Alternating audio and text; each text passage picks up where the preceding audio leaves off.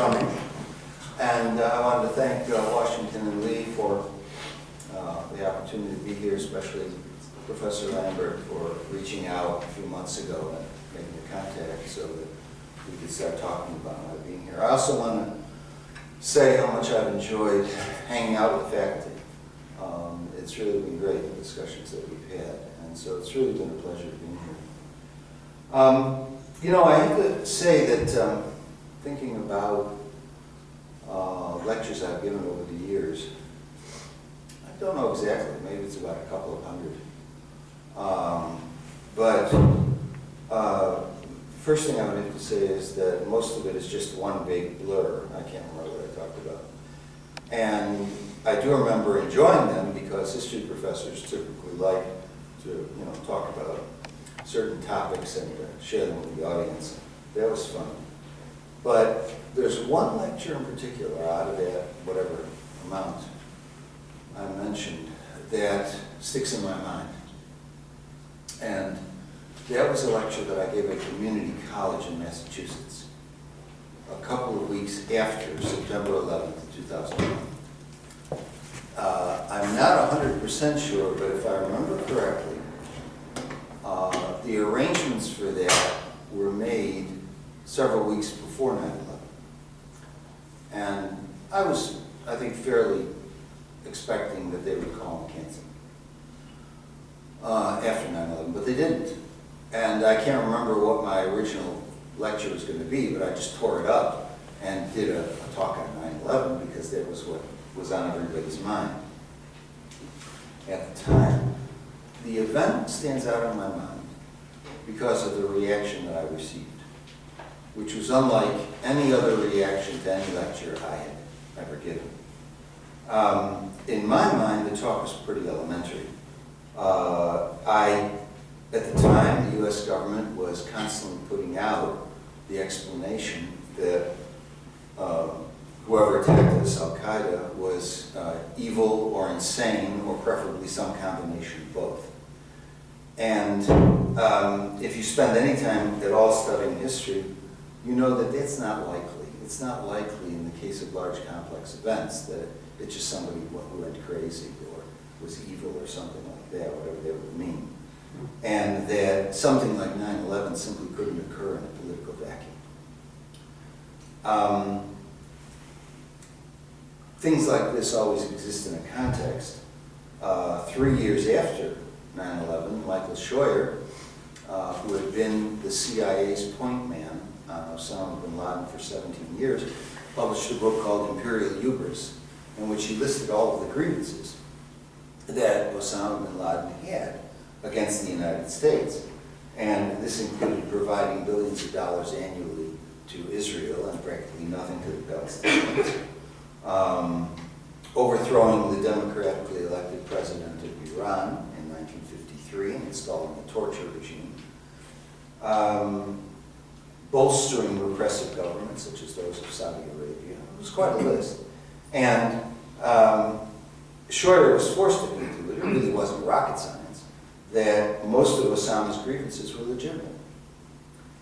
In fact, less than 2 weeks after 9/11, Susan Sontag did a little article, short piece in the New Yorker, in which she said that if we want to figure out why what happened, rather than probe the contents of Mohammed Atta's brain, we would do better to look at U.S. foreign policy, for which she was roundly denounced in the mainstream press, practically as a traitor.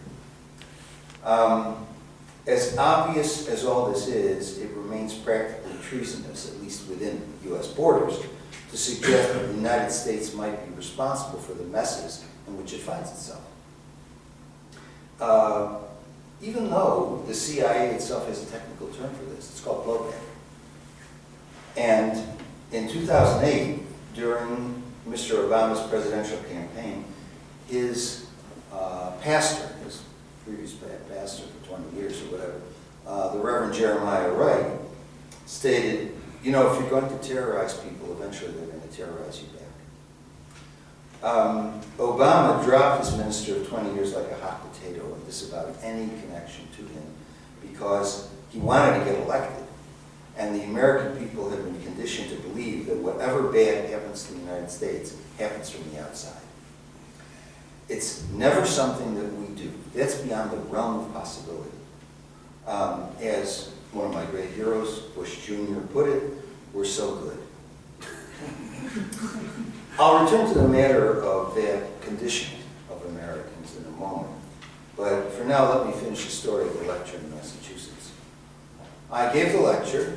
I just, basically said this has to happen in a political context, and the context is one of our meddling in the Middle East for a long time. And that historical events are not magical processes. You can actually pull them apart analytically and figure out what happened. And people don't like being messed with and pushed far enough, they're going to push back. The part I'll never forget about that lecture was that I finished it, and it was like a lecture like this one. I was standing on a raised amphitheater. It was an amphitheater, a raised dais, and I was standing at the lecture, and I finished, and nobody applauded. The room was absolutely silent for 60 seconds. Now, I don't know if you've ever given a lecture, but if you're in that situation, 60 seconds roughly feels like an hour. And I stood there and looked at them, and they looked at me. And, I have to say that it was not at all a hostile silence. It was a bewildered silence. They were staring at me like they had been hit on the head with a 2x4. And it began to dawn on me that these folks were in a state of shock. They simply couldn't process what I said. Finally, one lone member of the audience began to clap, and then the rest woke up, came out of the trance and started clapping. That was it. Okay. And then there were a few questions. The second thing I remember about that evening was, so I'm on the dais, I'm lecturing, and I walk down the stairs, and I'm making my way through the auditorium, and an elderly gent of about 75, which I'll be in a few short years, stopped me. And he said, that was the most important lecture I heard in my entire life. And I was really stunned, because in my mind, what I said was obvious to the point of being simplistic. And here he was saying this was the most important lecture he had heard in 75 years in the United States. And I thought, what had he been listening to all these years? But actually, the answer is easy. He was listening to the American version of events. And as Joe Bagent, who used to live not far from here, used to say, we're living inside a hologram. Our news gets reported in an echo chamber or a hall of mirrors, and critique takes place within a very narrow spectrum within the United States. Some, like myself, would say it's no critique at all. So that's the story of the lecture in Massachusetts and the reaction. Fast forward now to the 10th anniversary of 9/11, which was 2 years ago. Remarkably enough, we weren't any further along in our understanding, national understanding, of what had happened than we were in 2001. In the introduction to my book, Dark Ages America, which was published in 2006, I wrote the following paragraph. 9/11 has entered our national mythology as a day on which the United States, a decent and well-meaning nation, was attacked by crazed fanatics hell-bent on destroying our way of life. All indications are that this is how it will be remembered, at least by Americans. It will definitely not become the day on which we begin to reflect on our own fanaticism, on how we were living, and on how historically we had treated the peoples of the Third World. In fact, it is not likely that such a day of self-examination will ever come to pass. It will, in short, serve the very blindness that brought it on and that is doing us in. So the 10th anniversary memorial bore this out completely. It was all about our loss, our bravery, the importance of continuing to fight the war on terror, quote unquote. There was no suggestion at any time during those that memorial, that we may have had a hand in bringing those attacks on ourselves. That never occurred. The word blowback is apparently reserved for the experts in Langley. It's not part of the national vocabulary. Of course, I'm not a prominent figure, and it's not likely that many people have read my book, but the truth is it doesn't matter who says it, whether it's Susan Sontag or the New York Times reporter Stephen Kinzer in his book Overthrow. If you know that, it's just a documentation of, quote, regime changes that we've enforced on various governments through the CIA. Or Tom Brokaw in April of this year, in the wake of the Boston bombings by two Islamic brothers, Brokaw said that the weekly drone attacks that kill civilians in Pakistan, Afghanistan, and Yemen, which now amount to about 3,000 people, most of whom are civilian, over the last 4 years, that those attacks, he said, are probably generating resentment against the United States. Gee, Tom, do you think? Duh, you know?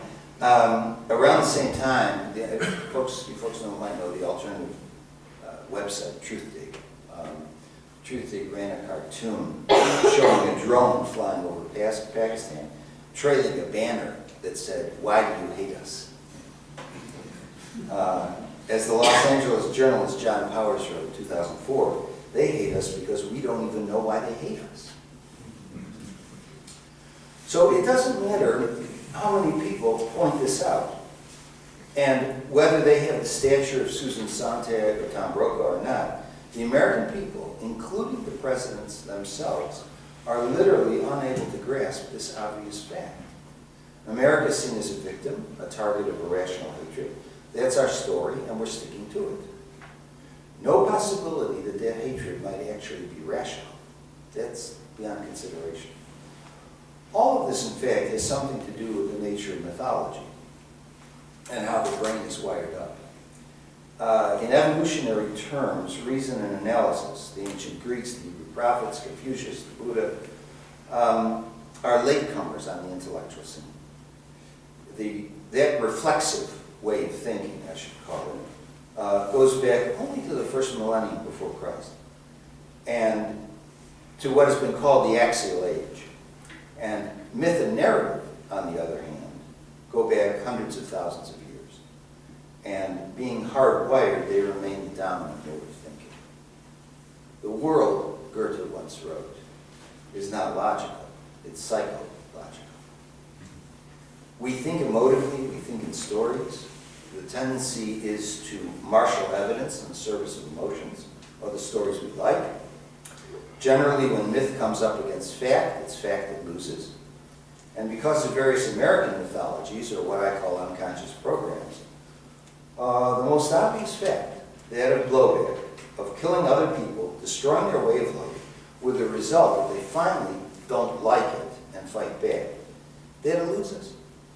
When an older gentleman tells me that my lecture is the most important talk he ever heard in his entire life, I can well believe him, but it did seem amazing, nonetheless. The function of mythology is basically to keep us inside the hologram, the echo chamber, ensconced in a kind of tribal consciousness where a priesthood tells us what to think. The New York Times, the Washington Post, CNN, NPR, you know the list. Appearances to the contrary, they all say the same thing. Non-tribal consciousness, or analytical consciousness, is a rather precarious creature. It's something that has to be learned. It's often hard to maintain. The Greeks are seduced by the sirens. The Jews are seduced by the golden calf.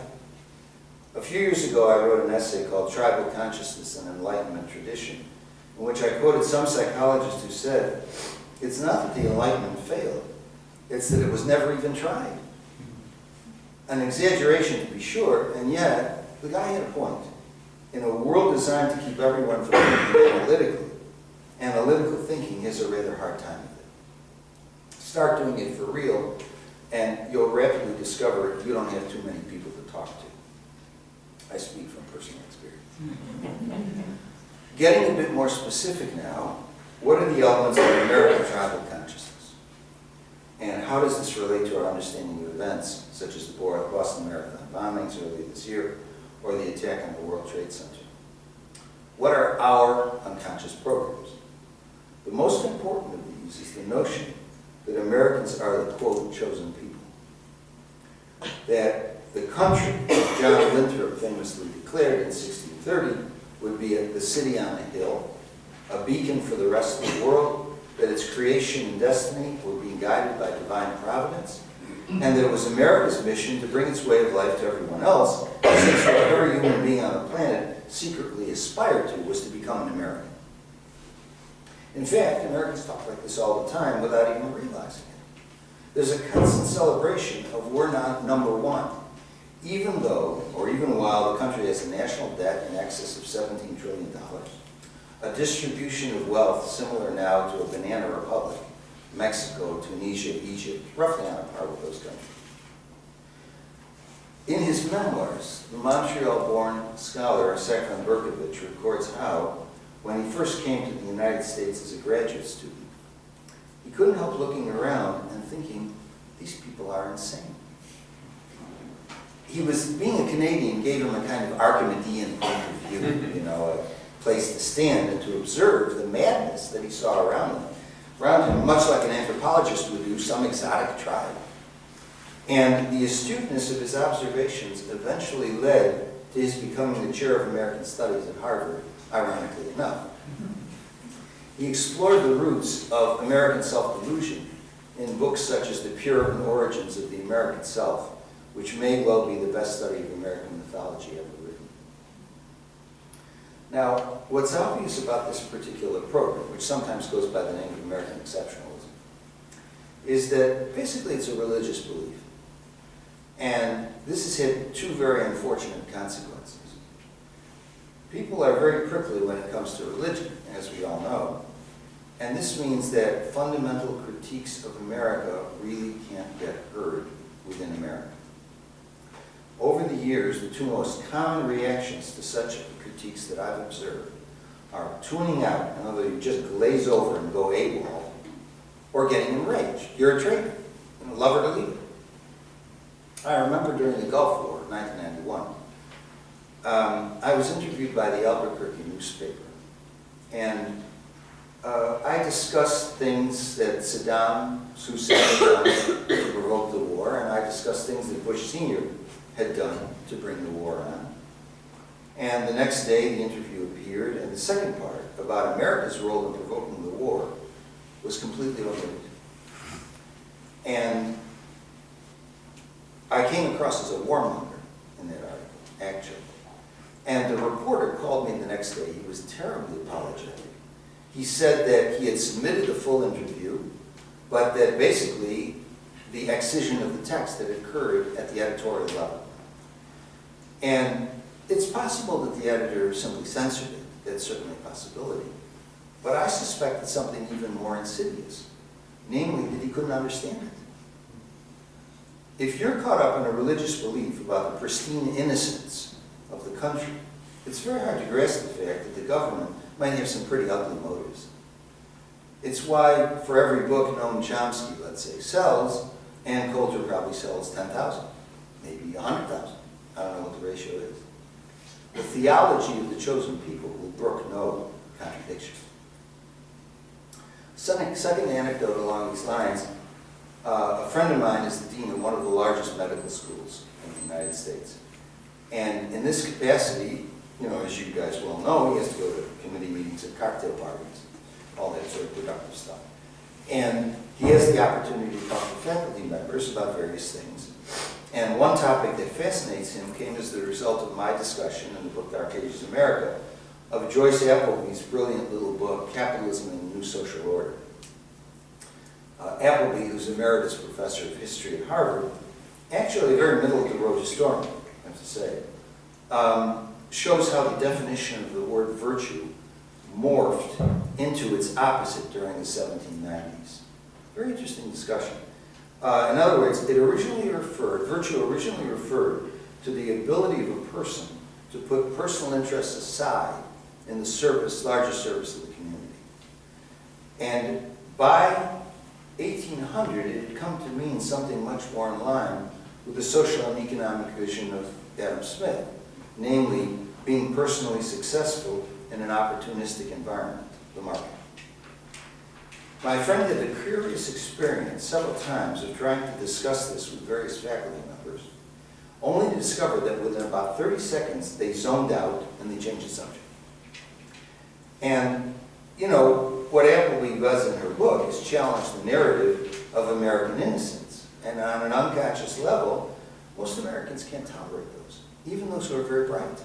It's not a matter of IQ, not at all. It's a matter of brainwashing. And by 4 years old, if not before, Americans believe a certain thing, and that doesn't change much during their entire lives. The recent flap over Vladimir Putin's op-ed piece in the New York Times, which appeared on September 11th, by the way, of this year, illustrates this pretty well. The day before, Mr. Obama delivered an embarrassing, internally contradictory speech on Syria in which he claimed, and I quote, with humility, that America was exceptional. Direct quote. This is what's known in boxing as leading with the chin. Putin's measured and mature response was addressed to exactly what Safran Berkovich had identified as the American insanity, pointing out, again direct quote, it is extremely dangerous to encourage people to see themselves as exceptional, whatever the motivation. No kidding. Of course, the reaction inside the Beltway and the national media was to go nuts, therefore ironically demonstrating the insanity that Berkovich was talking about, or Putin for that matter, to insist, yes, we are exceptional. The polls immediately showed that Americans disliked Mr. Putin. Well, that's a shock.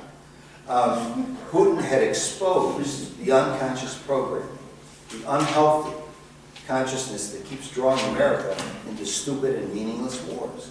He shined a light on this dark shadow. Whereas a thinking population might decide to reflect on what Putin was saying, Americans prefer instead to emote because they're terrified of calling the dominant narrative into question. As far as, you know, Syria's supposed use of poison gas, which may or may not be true, who are we kidding?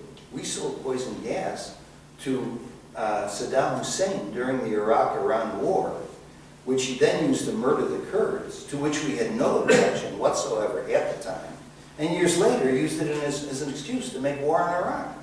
Is this also part of American exceptionalism? Don't answer that. The second unfortunate consequence of unconscious programming, which in effect turns America itself into a religion, as the late Robert Bellah said, in his article on civil religion in 1967. The second unfortunate consequence is Manichaeanism, the notion that the world is a cosmic war between the forces of good and the forces of evil. This is a very convenient way of looking at the world because given that as a lens, you really don't have to think very much at all.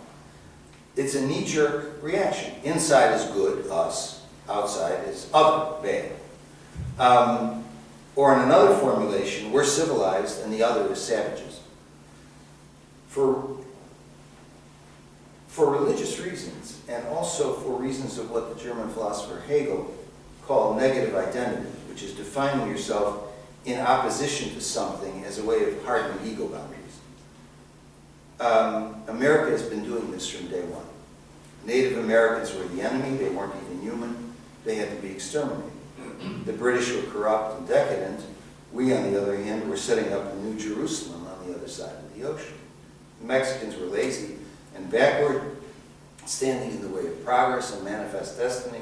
Why shouldn't we provoke a phony war with them and steal half their country? The godless communists are out to control the world. Let's destroy them wherever we can, even if, as in Vietnam, most of the 3 million people we murdered and tortured were basically peasants, involved in peasants just trying to survive in what, as Robert McNamara subsequently admitted, was a civil war. As the saying popular among the military at that time went, kill them all, let God sort them out.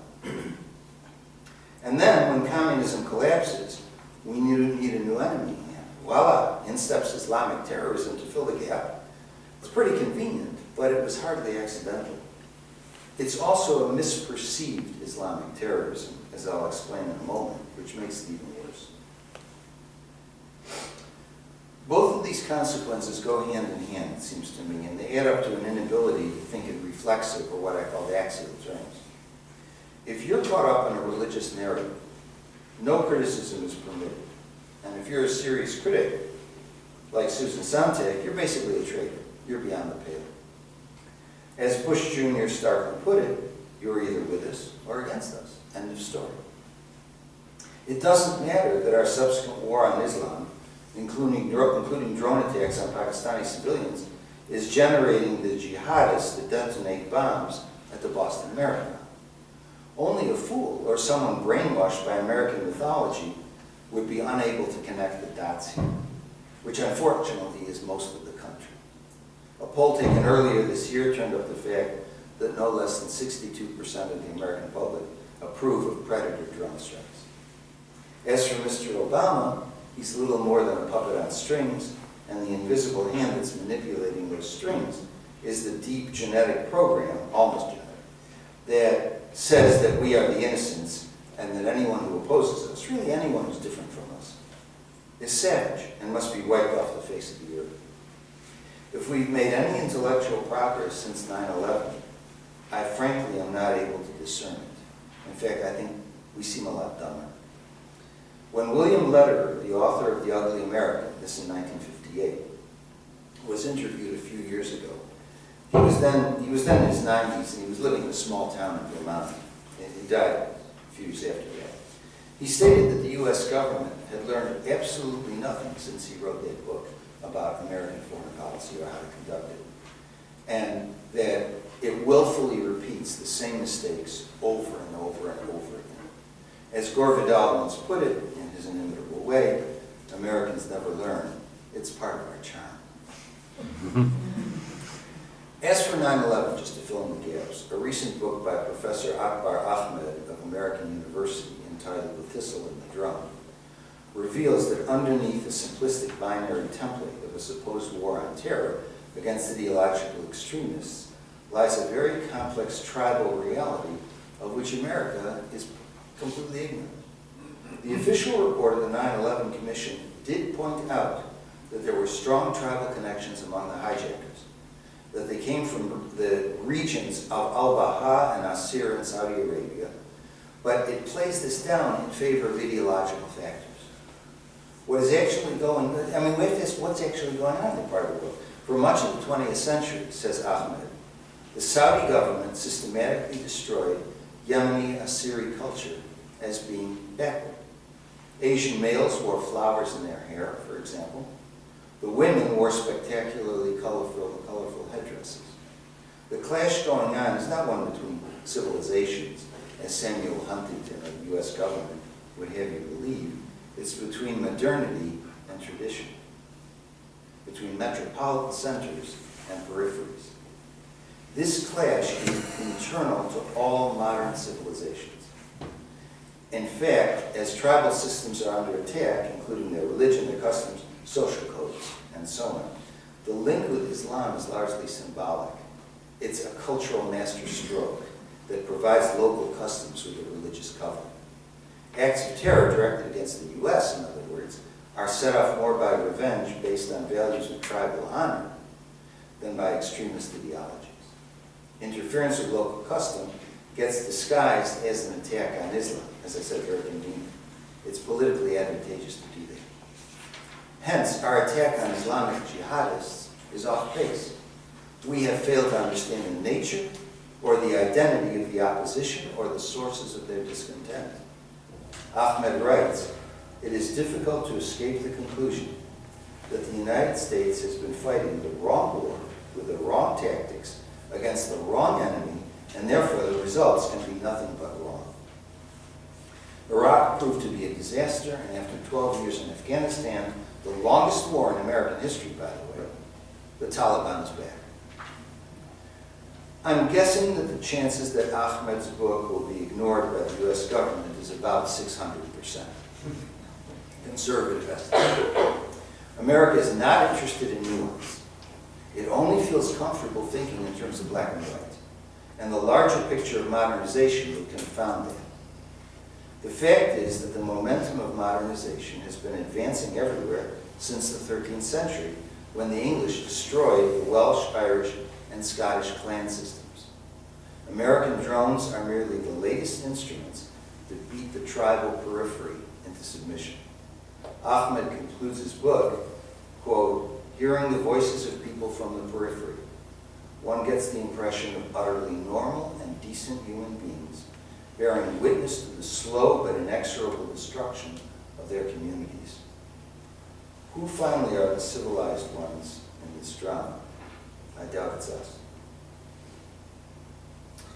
To return to the issue of negative identity, the French writer Denis Duclos, who's director of the prestigious Research Institute of Paris, the CNRS, pegged the problem of the American obsession with having an enemy and the violence that results from that in his 1994 book, Le Complexe du Loup-garou, The Werewolf Complex.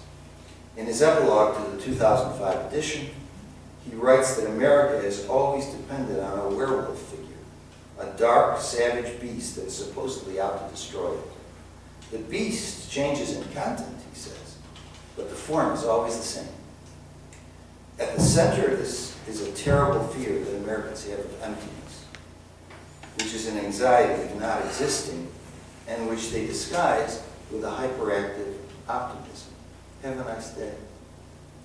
A peculiar society, he writes, of people who don't really know who they are. In fact, they also don't seem to know who anybody else is, and they don't seem to care. The sad truth is that we don't want the enemy to vanish or finally be defeated, and we certainly don't want the enemy to be complex. We're so invested in Manichaean logic and in a religious belief in our own specialness that having a monolithic, undifferentiated enemy, and thus be endlessly engaged in war, which it looks like we're set to do now, is crucial to our psychological survival. The payoff from 9/11 actually is enormous. For a mere, and I use that word in quotes, for a mere 3,000 deaths, the collateral damage of U.S. foreign policy, as John Johnson once put it, we got a new ogre, a new savage beast to replace the communist one. We mobilized the nation around a war on terrorism, which is proving to be a war without end. And we spent something like $6 trillion on the war in Iraq, according to the latest figures. We also potentially created thousands of jihadists, enemies who will oblige us by setting off the occasional bomb in Boston or wherever, and keep the whole vicious circle going so we can feel that there's a purpose to our lives, as we did during the Cold War. Above all, we shall never have to look within, as only one president, Jimmy Carter, asked us to do. We'll never have to know our own souls, which would probably plunge the nation into a collective nervous breakdown if such a thing ever took place. We shall continue to talk about defending freedom around the world when true freedom lies in self-transparency. That is seen through your own narrative, your own mythology, and understanding it's just a narrative. It's not something holy, and it might even be demented. It might be a form of suicide. There will be more attacks down the road, more Boston bombings. I'm as sure of that as I am of anything. The tragedy is, as I just said, that on some level we want this. It gives meaning to our lives, especially now that the American dream is visibly falling apart. Thus, I'm also sure that we will respond as we've been doing all along, blindly, with no awareness of the unconscious programs that are pulling the strings to generate what really is robotic behavior. As David Shulman, who's professor of humanities at Hebrew University in Jerusalem, wrote a few years ago, there is nothing more precious than an enemy, especially one whom you have largely created by your own acts, and who plays some necessary role in the inner drama of your soul. America is not interested in its inner drama. As a result, outer dramas are the only ones left to it. They will not turn out well. So Socrates said that the unexamined life was not worth living, to which we might add the unexamined nation hasn't much chance of living much longer. As in the case of ancient Rome, America is dying the death of 1,000 cuts and insisting, as it goes under, that these cuts have all been inflicted from the outside. It's a pretty pathetic scenario when you think about it. So, where are we headed then? Here's the verdict of the poet Charles Simic, voiced just a month ago in the New York Review of Books.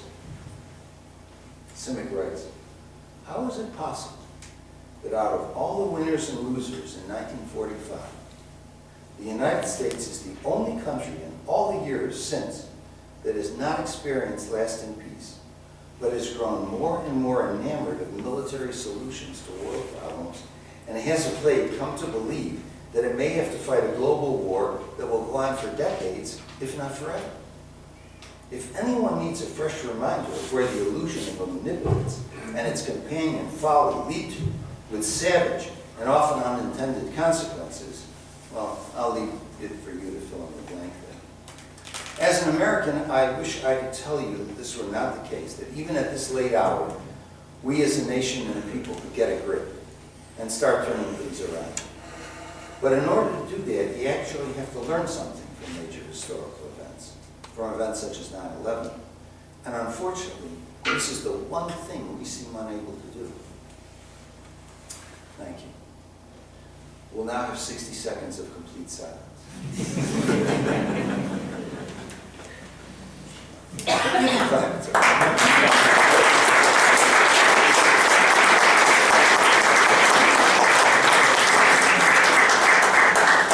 One's called Why America Failed. It went out of print about a year ago. It was published by Wiley. It went out of print. It's only available now as a used book or Kindle. My agent tried dozens of publishers. Nobody wanted it. And I'm now self-publishing it on Amazon. And maybe it'll appear in March as a paperback online. So I'm hoping that. But I unfortunately don't have copies for you today. Anyway, questions. And I'm going to, because Ken is videoing this, I'm going to repeat the question so that people who later look at it can know what it was. Yes, sir. Even if there are rational reasons for an event like 9/11, how should the United States have responded to an irrational, violent attack like 9/11? Yeah. Because the response wasn't rational, even if there are rational reasons.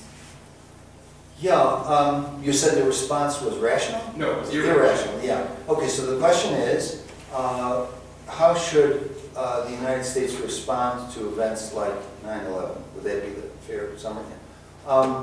The thing is, and I'm not the one to come up with this, it was said, within a few years after, that instead of calling it an act of war, you call it a crime. And you respond with Interpol and private covert ops, and you try to track down the criminals. But you don't then say, we are now at war with terrorism. And how do you go to war with a tactic? I mean, you don't say you're at war with terrorism, or that any state that harbors these people, because they may have no control over it, you're then at war with them. I mean, it's a formula for world war in a sense. It's about the dumbest thing we could have done. Whereas if you make it a police action, engage Interpol and hunt down the people involved, that's a whole different story. We have reasons that I've already mentioned for inflating things into a Manichaean struggle. It really serves our purposes very well. So when I was never a big fan of the Soviet Union, to tell you the truth, but when Ronald Reagan calls it the evil empire, that's this kind of Manichaean inflation that gets everybody excited, and then they feel they have a purpose for living. You don't do that. You play things down rather than up. That would have been the way to go, as a police action. Somebody else, yes? But even if you call it a criminal act, if you don't find the criminal soon thereafter, people will be frustrated, and how do you deal with that? Well, that's why you need a president like Jimmy Carter as opposed to a president like Ronald Reagan or Bush. Because what Carter tried to do was to get the American people to be mature. One of the first things he said in office was, we can't keep blaming the Soviet Union for our problems. I mean, he was, in the best sense of the word, a Christian. let's look at the mote, at the beam in our eye, rather than the mote in the eye. I mean, he really understood how to, you know, the problem is that when you deal with the American public, you're talking to children. That's the problem. And so, how is he going to stay in office, you know, being mature? You've got to be infantile to stay in office, like the rest of the population. So it's a very good question, but you can still make it a police action, say we're working on it, and also, it wouldn't have been a bad idea, even if it would have ruffled American feathers, to say, this is the time for us to look at our history in the Middle East. I mean, Michael Schroeder was not the only person who was writing about our history in the Middle East. We have lots of good reporters and historians who publish articles in the New Yorker, the New Yorker Review of Books, and so on, that discuss what our role is in all these things. So that was 9/11 was an opportunity to open the door in certain ways, but we would never do that. We would never do that, and that's the problem. Yes, Roger. I'm asking the question on behalf of my wife. Oh, She is, she could make it. She's finishing her doctorate at Virginia Tech, and is also in the process of looking for academic jobs. Her question is, why do members of the educated class in the United States accept a mere requirement of 60-plus hour work weeks? Nobody of any socioeconomic strata should have to work that much. But you would think that of any socioeconomic status, the educated or highly paid class would have the clout and or will to resist such expectations, which are profit-motivated even in academia. Instead, we roll over and resign ourselves to work 12 hours per day or more. Same goes for maternity leave. Why do we roll over? Okay. So the question is, why do we tolerate 60-hour work week? It's actually closer to 80. You know, that kind of thing. And we love it. The problem I have with answering it is it doesn't have a whole lot to do with 9/11. So, you know, so I would say that, just briefly, that in the United States, as opposed to Europe, everybody feels under the gun, and money is the purpose of life in the United States. So if they're going to ask you to work 120 hours a week, you'll do it. And you'll do it for the same salary that you would for 80 or 60, 40, something like that. Not a good situation, but let's move on. I think we need to talk about 9/11. Phil in the back. This is actually not about 9/11. But, oh, okay. 9/12. So you say that this kind of lack of reflection in the American consciousness comes about because of this Manichaean paradigm. I'm wondering... No. It comes about, the lack of reflection of consciousness comes about specifically from having certain unconscious programs, the major one of which is the notion of American exceptionalism. Once you're locked into that, you really stop thinking in a certain way. So, Alexis de Tocqueville in Democracy in America wrote that he also kind of picked up on this lack of reflection, but he thought that it was because of our kind of inculcation with the philosophy of Descartes. I'm just wondering, I'm wondering what place kind of the last 400 years of philosophy has in your kind of characterization of America, of America. All right, so the question is that de Tocqueville said that we were basically a Cartesian people. Boy, for a Frenchman to accuse us of that really pisses me off.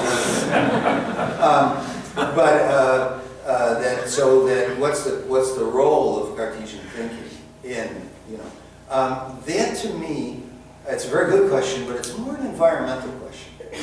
In other words, many years ago, I wrote a book called The Re-Enchantment of the World, in which I argued that because of the Cartesian mindset, especially in Europe, but later transferred to the US, the separation that Descartes did between res cogitans and res extensum, so the thought process and physical matter, rendered physical matter dead.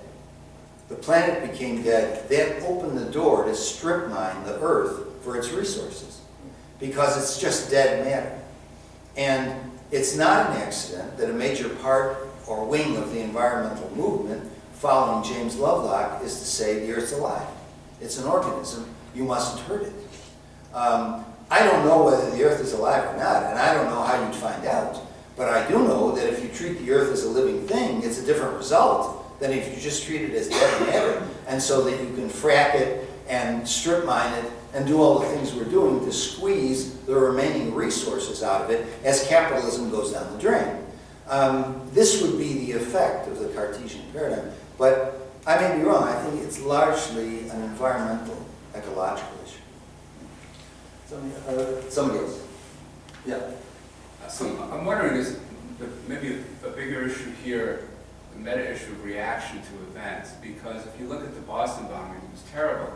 But I mean, on the scale of things, more people were killed in the state of Massachusetts probably from preventable accidents, from texting while they were driving. Why do these things capture our imagination? I mean, 9/11 was horrible, but again, if you look at, there are many, many other causes of death, right? Preventable things, and you know, you're astronomically more likely to die of many other things unnaturally than you are to die of a terrorist attack. Right. And we just, I mean, in other words, if we really want to be rational about this, we consider terrorism to be a very, very low priority in the United States.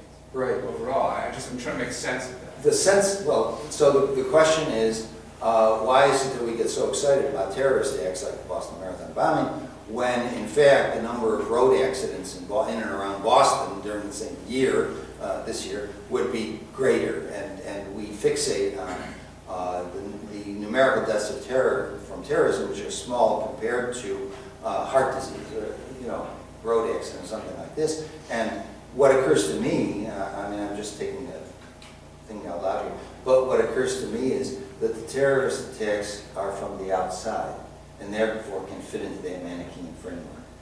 We don't see roadkill or heart disease or something like that as an external thing that's threatening us. It's a threat, but somehow it's our problem. Whereas the terrorist thing mobilizes those energies of self versus other. And people get very excited and worked up and self-righteous about it, which is very powerful. You know, it's like, it really is like a drug. It's an adrenaline rush. And people like to get high. They really like to get high.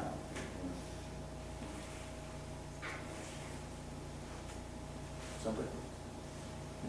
Yes? In my class, we're studying Michael Walter's argument against the idea that 9/11 was a response to American injustices abroad in foreign policy. And he actually thinks there are quite a lot of injustices, and a number of them you just pointed out. We agree with that.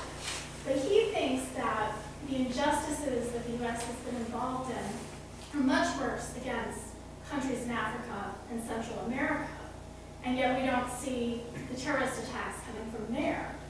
So what is special about the Middle East that they're responding, or these particular extremists or fundamentalists from that area are responding in this way, where other places that we've been big bullies to have not responded that way? Okay, very good, thank you.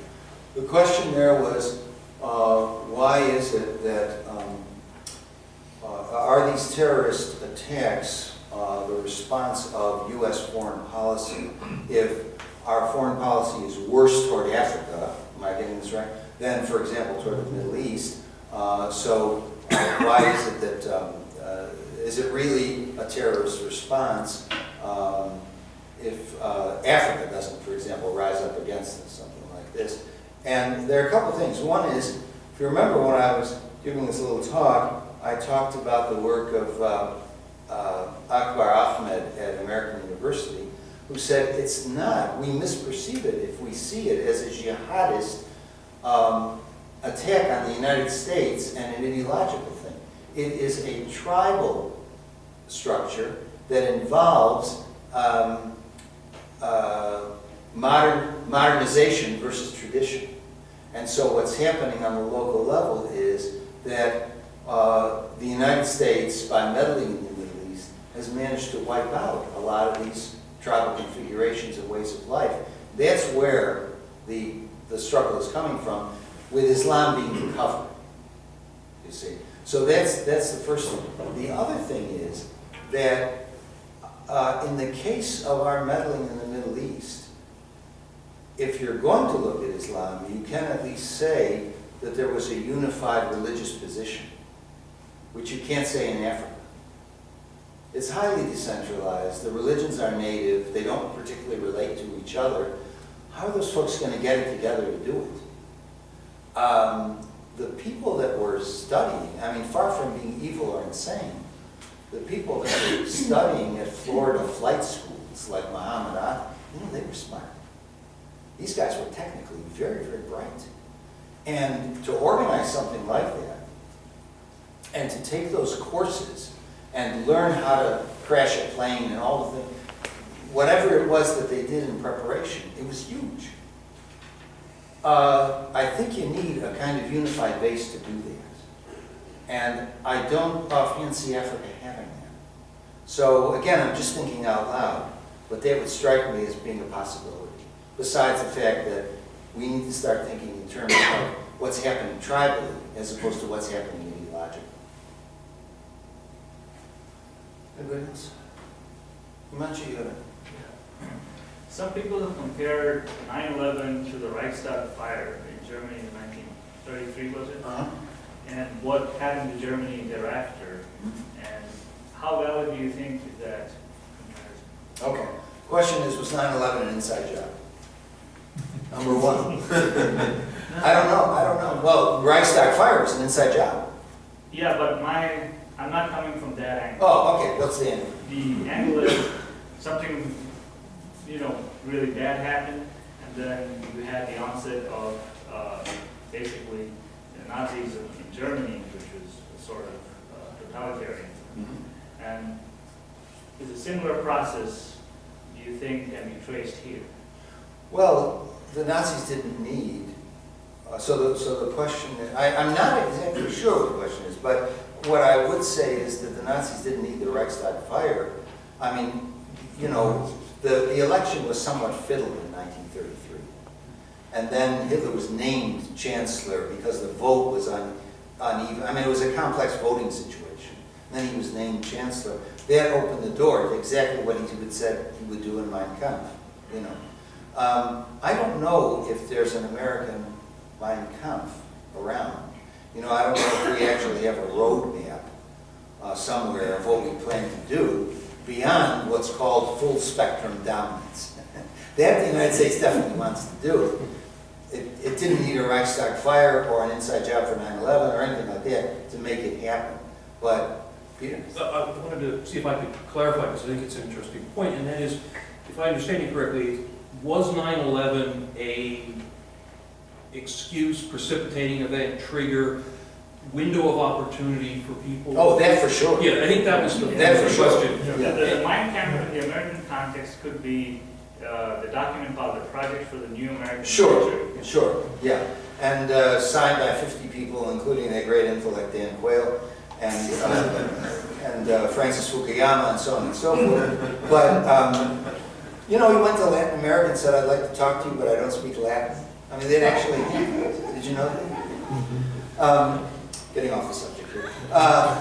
Anyway, yes, the key phrase in that document, I read it, the key phrase in that document was, what we need is a new Pearl Harbor.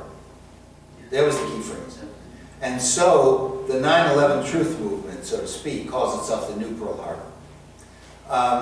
And although I personally don't believe it was an inside job, at the same time, boy, was it convenient for the powers that be.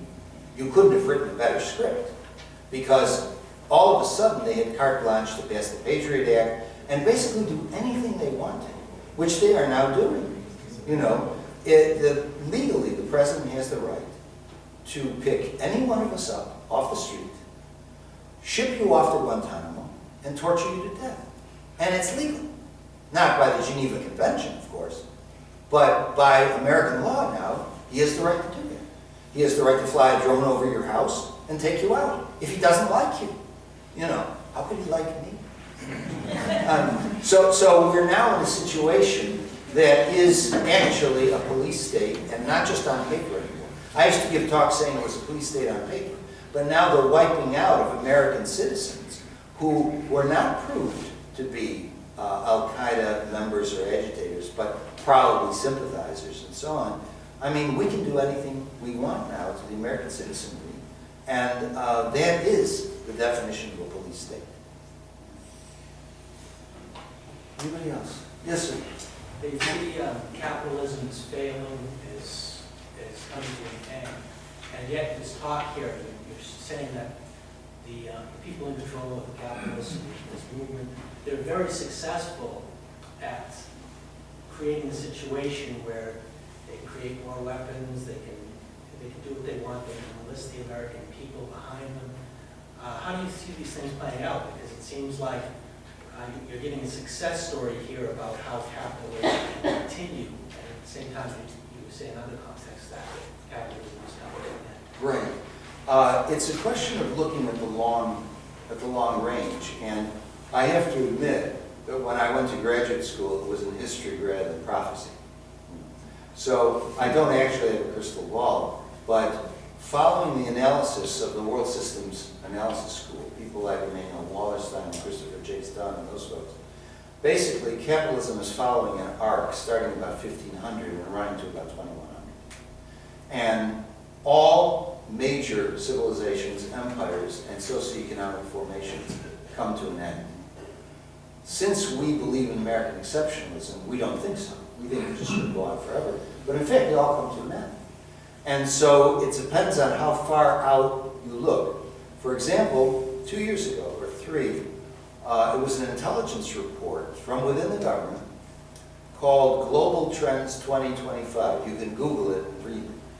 But it essentially said that by 2025, which is 12 years from now, the United States would be a second-rate power. It would no longer have control over the Pacific Rim. And on a political and economic level, it would be failing. Now, I think a lot of that is already evident, you know. But the direction, the vector is to get worse, okay? The only thing is that it's possible, and I don't know, that the apparatus of the surveillance security state that we have set up is going to be so powerful that we have entered forever a kind of 1984 situation. And that's what it's going to be from here on in, maybe for a century, you know. So you're right, it could go in the direction, not that that would be capitalism. Chris Hedges insists that it's neo-feudalism. That is to say you have a 1% wealthy class that then acts as service industry for the 99% act as a service industry for that 1%. And as at Walmart, should they step out of line, they lose their jobs forever, they die in poverty, and that's how the control is maintained. And there's certainly forces now that want that to happen. How we would escape that fate, that would be a whole other lecture, and frankly, we need to have it. But thank you. Anybody else? Other questions? Well, thanks again. Okay. And